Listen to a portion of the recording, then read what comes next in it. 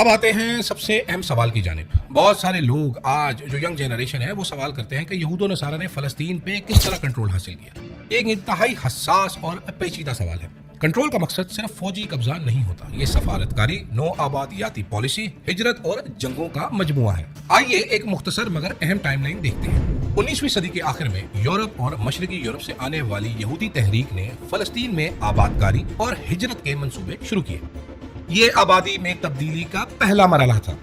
1917 में बरतानवी हुकूमत ने ऐलान बिल 4 जारी किया, जिसमें फ़लस्तीन में यहूदी अवाम के लिए एक कौमी वतन की हिमायत की गई। ये एक सियासी फैसला था जिसने आलमी सतह पर इस यहूदी मंसूबे को जवाज और सहूलत फराहम की। पहली जंग अजीम के बाद जब बरतानिया ने फ़लस्तीन का मैंडेट संभाला, इस दौर में यहूदी इमिग्रेशन को कानूनी और इंतजामी तौर पर सहूलत दी गई, जबकि अरब मज़ाहमत भी बढ़ती रही। 1947 में अक़वाम मुत्तहिदा ने तक़सीम का मंसूबा पास कर दिया, जिसमें एक यहूदी और एक अरब रियासत की तजवीज़ दी गई, यानी जिसको आजकल आप जानते हैं 2 स्टेट सोल्यूशन के नाम से। आज भी अमेरिका और सदर डोनाल्ड ट्रंप तमाम अरब ममालिक को इस 2 स्टेट सोल्यूशन की तरफ लेकर आना चाहता है। इसको अब्राहम अकॉर्ड का नाम भी दिया जा रहा है। उस वक्त यानी कि 1947 में उस वक्त की अरब क़यादत ने इसे मुकम्मल तौर पर मुस्तरद कर दिया था।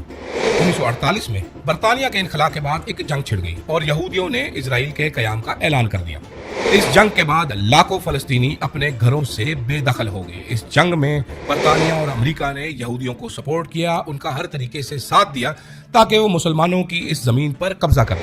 1967 की 6 रोज़ा जंग में इजराइल ने मशरकी यरूशलेम, मगरबी किनारा और गजा पर कब्जा कर लिया। इसके बाद आबादकार बस्तियां और कब्जे के ढांचे कायम हुए जो आज इजराइल की बुनियाद है। आज जब यहूदी कहते हैं कि हम यहाँ पर बसते हैं तो ये है उस हकीकत की बुनियाद।